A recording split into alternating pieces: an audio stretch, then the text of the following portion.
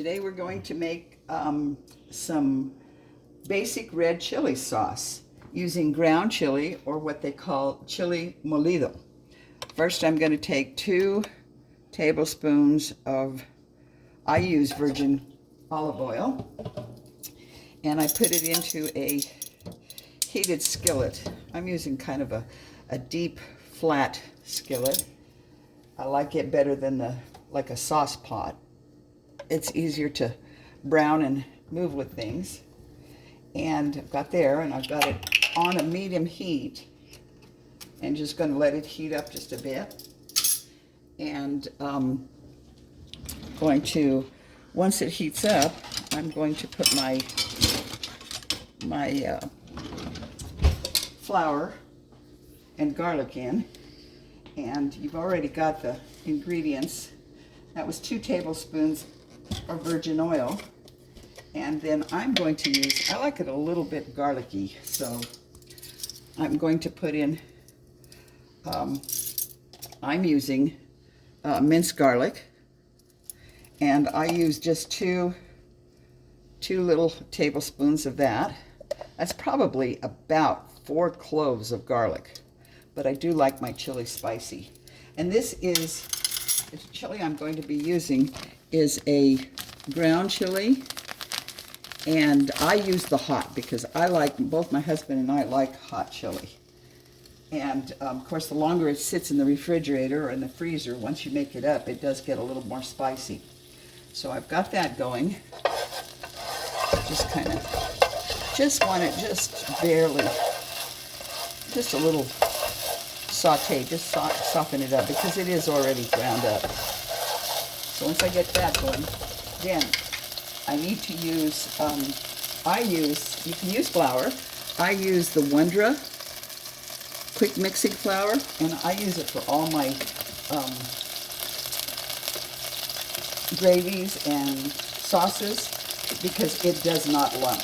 I mean, it's really difficult for you to lump it up. So, and I, as much as I tried to learn how to use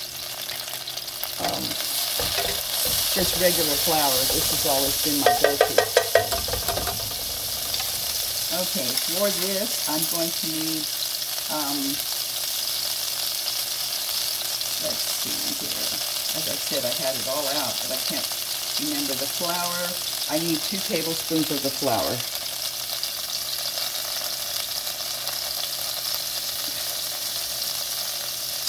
And I'm a messy cook, sorry about that, but this stuff is great. It just, you can't do anything with it. Can't get it out there. There we go. And once that gets going, I just brown it in there. See it, there's just no way. It does look like it's clumping up, but it's not really. Just make sure it all gets heated.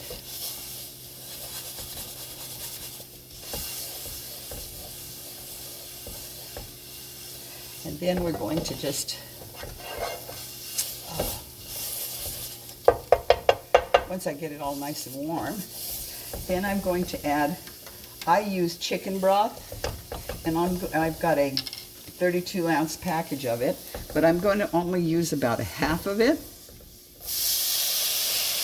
Just pour that in there and stir while you're pouring. And it does look like it's lumpy, but it's not. Keep stirring that. It's about half of that package. Let it get good and heated up. I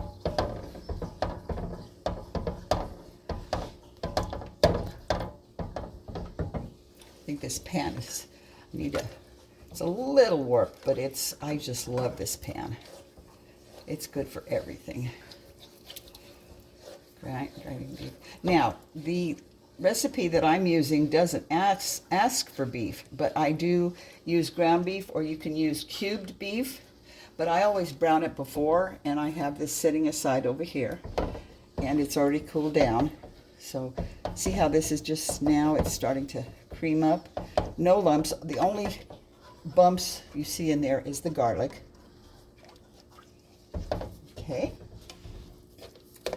we'll set that for side. Now, I need to add my chili, and this recipe that we have provided you with asks for 6 tablespoons of the ground chili. So I just sprinkle it in there. 2, 3, 4, 5, 6. And you can see it's already starting to kind of sizzle or boil a little bit. Once I get that in there, then I just kind of incorporate it. Make sure all that sauce gets in there, or that chili powder. I used to do this the old-fashioned way, where you roasted the pods and then you had to blend them, and this has been a lifesaver. It's wonderful. You can whip up red chili in no time at all, and there's no difference in taste. I know a lot of people will say, oh no, it's not. No, there is no difference. Okay, see how it's kind of a paste? That's not what I want. So I'm going to add 2 more cups of water.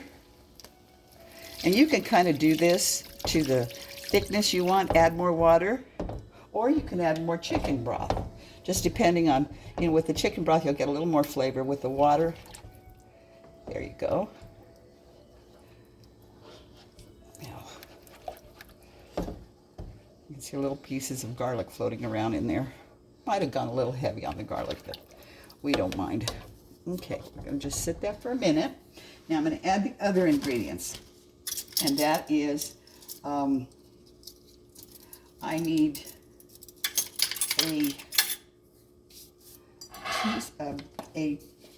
I don't use a lot of cumin. It asks for a teaspoon, a teaspoon of cumin.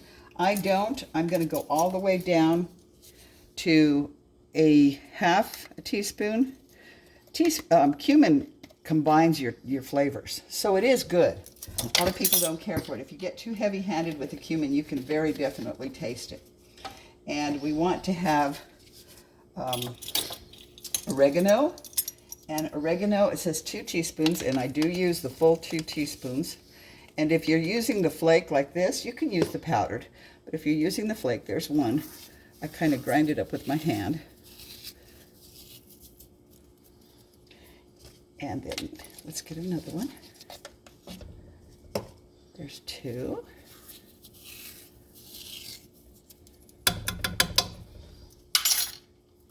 Stir that in.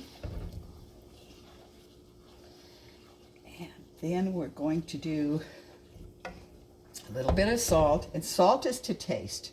That's just, I don't like to salt my food because everything has so much salt in it anyway. But for the chili, I would say a good teaspoon is probably adequate. If you like saltier food, go ahead and get your chili going and then taste it and add it to there. Or let individuals add salt to their whatever. If you're going to use it in beans, they can add it to their beans. I also put salt in my beans, but very little. I don't usually do more than a teaspoon because it can get salty real quick. So we've got it going. It's simmering. Pretty easy, isn't it? Let's scrape this edge here. Now we'll take our ground beef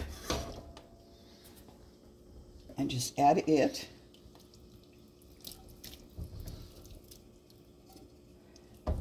Get it in there.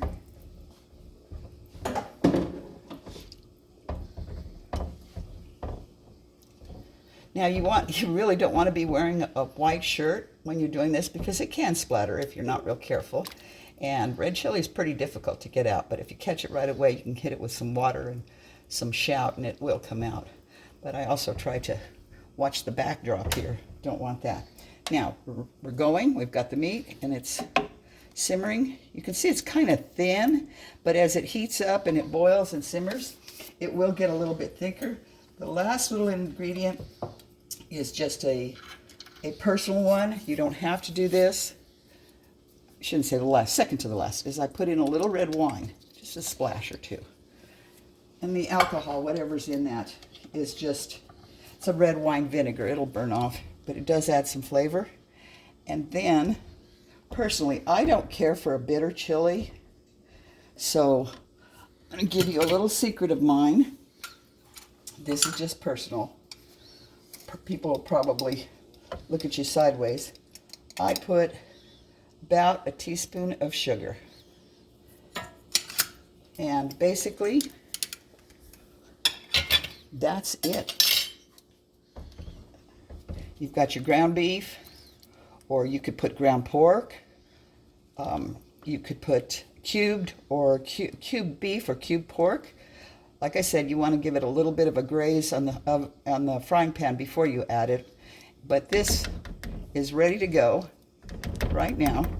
I'm going to take it and turn it down to very low heat, not all the way, but just so it'll get a simmer. It's ready to go. I don't have to taste this because this is tried and true. I will taste it for salt once it gets a good boil going, but right now we're done. That's it. Red chili or red chili sauce from powdered chili. Easy peasy, and you've got good chili, and you can use this to make enchiladas, add to your beans.